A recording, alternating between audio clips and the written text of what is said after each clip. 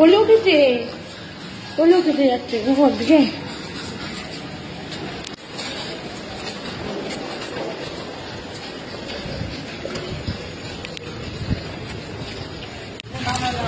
বলছি কতক্ষণ বলিও কাবে কত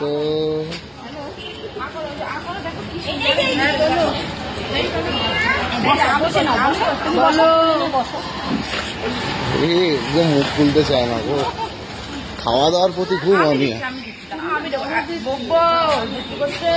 ওই দেখো সবাই খাবে, ও ভাবছে সে ইঞ্জেকশন খাওয়ানোর পর ইঞ্জেকশন দেয় না, ও ভাবছে ওইটা।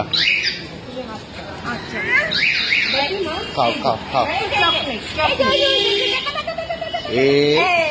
হয়ে গেছে, চলো।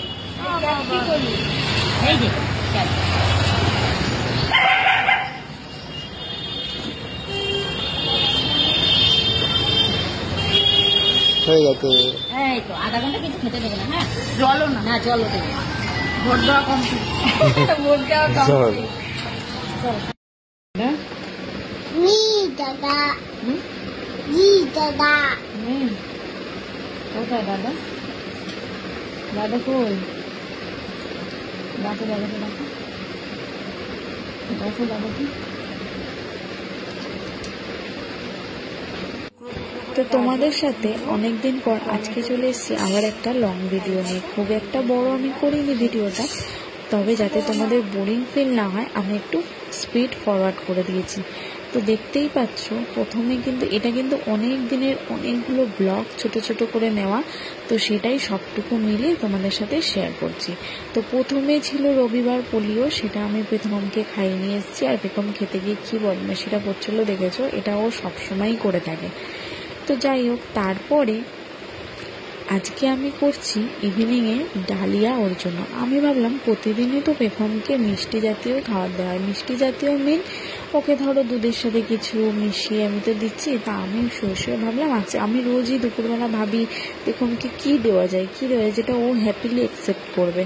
হ্যাঁ, তো এটা ভাবতে ভাবতে আমি ভাবলাম যাই হোক দেখি গিয়ে আজকে ফ্রিজে কী কী সবজি আছে। যেহেতু আমি তো খুব একটা জানি না, কারণ পেখমের তোমরা তো সবাই জানো যে আমার হাজব্যান্ড পেখমের লাঞ্চটা তৈরি করে। তো আমি ভাবলাম দেখি গিয়ে একবার কি আছে। তারপরে গিয়ে ফ্রিজে দেখলাম গাজর, কুমড়ো, টমেটো এগুলো রয়েছে। আমি বলি কেন না এগুলো দিয়েই একটা ওকে খিচুড়ি করে দিই, দেখি যদি ও হ্যাপিলি অ্যাকসেপ্ট করে। তো যেমন কাজ আমি কী করলাম, ও যখন ঘুমাচ্ছিল তখনই আমি ও ঘরে নিয়ে এসে টুকটুক করে কেটে নিয়েছিলাম। কেটে নিয়ে গিয়ে তারপর আমি এই রান্না চাপিয়ে দেবো বলে রেডি করছি, তার মধ্যেই ম্যাডাম উঠে গেছে। তো কী অঘটনটা ঘটছিল সেটা তোমাদের সাথে আমি শর্টে শেয়ার করব, ওখানে আমি বলেছি। তারপরে দেখো আমি এখানে কড়াইতে দিয়ে দিয়েছিলাম, প্রেশার কুকারে দিয়ে দিয়েছিলাম সামান্য ঘি, তার মধ্যে একটু কারি পাতা আর দিয়ে দিয়েছিলাম তোমার কুচো করে গাজর কুচি, টমেটো কুচি আর মিষ্টি কুমড়ো। তারপর ডালিয়ার সাথে একটু মুগ ডাল মিশিয়ে এটা তৈরি করবো, কিন্তু পেখম সেটা হ্যাপি অ্যাকসেপ্ট করেনি আনফর্চুনেট। যাই হোক, তারপর পেখমের না জানি না রাতে এরকম করছে, ছটফট করে উঠছে, হয়তো কিডনির জন্য মেবি, যেটা আমার মনে হয় ওর একটু কিডনি হয়েছে। এই বয়সে তো সবাই যেন কিডনি হয়। আমি কিন্তু ওকে বাইরের কোনো খাবার দিই না, বাট তবুও হয়তো কোনো কারণে, কারণ এখন তো বাচ্চা নোংরা ধরবে করবে, কত বারণ করবো বলো। আর এই যে তোমাদের সাথে এটা আমি শেয়ার করলাম, এটা আমি রেখে দিলাম আমার স্মৃতি হিসেবে। প্রথম না এখন করে সবসময় আমার এরকমভাবেই শুতে বুকের ওপর ভালোবাসে। আর এই দেখো প্রথম কি বদমাশিরা করছে সন্ধ্যেবেলায়, আমি এদিকে টিফিন রান্না করছি। এটা কিন্তু অন্য দিনের আর একটা ভিডিও, তো সেখানে ও আবার কি করছে দেখো, সিংহাসনের উপর উঠে দাঁড়াবে বলে একটা তুলে দিয়েছে অলরেডি।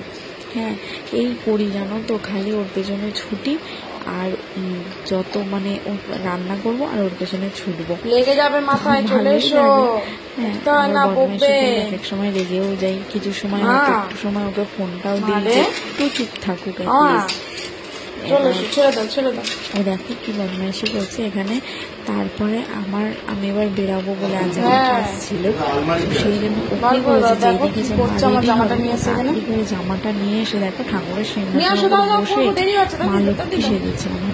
তবে আমি কিন্তু চাই না পেকম মা লক্ষ্মী সেজে থাকুক, আমি চাই মা চণ্ডী হোক, লক্ষ্মী রূপে চণ্ডী হোক। আমি সত্যিই চাই, আমি একদমই চাই না পেকম আমার লক্ষ্মীমন্ত মেয়ে হোক। তো চলো পরে আসছি। পেখমকে রেখে তো কাজে এসছি, এবার ওর বাবা এতদূর ছাড়তে এসছিল মানে গেট অব্দি। এবার ওর প্রথমে বুঝতে পারেনি, অনেকক্ষণ ধরে বাই বাই করছে, তারপরে যেই বুঝতে পেরেছে চোখে জল ছমছম করছে। আমি তো না এইটুখানি সময় জন্য এসেছি, হয়তো 2 ঘন্টা 2.5 ঘন্টা লাগবে। সত্যি যারা বাচ্চাকে ছেড়ে জব করে তাদের কতটা কষ্ট হয় আমি ফিল করতে পারছি। তবুও কাজ করলে মেয়েটাকে চুকিনা টিনে দিতে পারবো আমার নিজেদেরকে, সেই জন্যই করা। চলো আমি কাজ করে নিই, তারপর আসছি। দেখো আমি এখানে ফেসিয়ালের জন্য সমস্ত কিছু রেডি করে নিয়েছি। তো চলো এবার ঝটপট করে কাজটা শুরু করে দেওয়া যাক। তোমরা কিন্তু ভেবো না আমি এত জোরে জোরে কাজটা করছি, এটা কিন্তু স্পিড ফরওয়ার্ড করা কাজটা, ঠিক আছে? যেহেতু তোমাদের যাতে বোরিং না লাগে সেই জন্য এরকমভাবে স্পিড করে দেওয়া আছে। আসলে জানো তো যেসব মেয়েরা, আমি আমার স্বপ্নের কথা বলছি, আমি সবার কথা বলছি না। আমার না খুব ভালো লাগে নিজের টাকায় কিছু করতে, যেমন ধরো নিজের টাকায় মেয়েকে কিছু উপহার দেবো বা স্বামীকে কিছু দেবো বা নিজের মাকে কিছু দেবো, সে যেই হোক, মানে নিজের টাকায় দেবো বা নিজের টাকায় নিজের জন্য কিছু কিনবো। অবশ্যই স্বামীরটা মানে আমার, কিন্তু এই জিনিসটা আমার ঠিক ভালো লাগে না। আমার মনে হয় আমার নিজেরটা আমার নিজেরই, বিশেষ করে টাকাটা। হ্যাঁ, আজকে পেখমের জন্য আমার কিছু কিনতে হলে না আমার মনে হয় কি আমি যদি একটা ভালো কাজবাজ করতাম, আমার হাজব্যান্ডের কাছে তো আমার হাত পাততে হতো না। আর আমার হাত পাতা জিনিসটা সত্যিই ভালো লাগে না। পেখম তো এখন অনেকটাই ছোট, তো আমি কোনো কাজেও জয়েন করতে পারবো না। কারণ এই দেখো সামান্য একটুখানি কাজে বেরিয়েছি বলে আমার সন্ধেবেলা আমার যে কাস্টমার তিনি ফোন করে বললেন দুপুরবেলার দিকে জানালো। তো ওর বাবার সাথে কনসাল্ট করে আমি 8:30টায় টাইম দিলাম, রাত্রির 8:30টায়। তো দেওয়ার পর আমি ভাবলাম যে তাহলে আজকে কী করে আমি পেখমের, তাহলে আমি ওকে বলে গেছিলাম তুমি তাহলে পেখমকে খাইয়েটাই দিও। কারণ আমার যেহেতু আমি ভেবেছিলাম 2টো কাস্টমার হবে, সেই হিসেবে আমি জানি যদি দেরি হয়ে যায় তাহলে আমি আবার পেখমের জন্য পেখমের খাবার টাবার সব রেডি করে রেখে ওর বাবাকে বলে গেছিলাম যে তুমি একটু ভিজিয়ে রেখো নিও আর মেয়েকে তুমি খেয়াল রেখো। ওর বাবা না আমাকে অনেকটা হেল্প করে, অনেকটা, মানে পেখম আমার হাজব্যান্ডের কথাই বলছি, প্রচণ্ড হেল্প। ওর সাপোর্টটাই হয়তো আবার সবার পছন্দ হয় না, বাট যাই হোক, তো ওর সাপোর্টটা পাই বলেই হয়তো এতটুকু করতে পারি।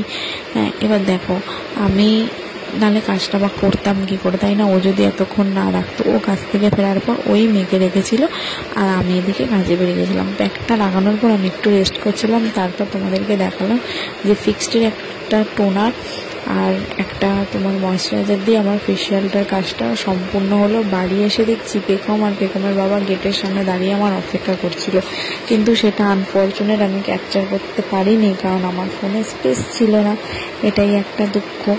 তো তোমাদের না ব্লগটা কেমন লাগলো অবশ্যই আমাকে জানিও। আমি না ছোট ছোট করে ক্যাপচার করে রাখি, ভাবি তোমাদের সাথে আমি বড় ব্লগ শেয়ার করব যে কি করছি সারাদিন, আসলে ওই ভাবনাটাই থেকে যায়, কাজটা আর করে উঠতে পারি না।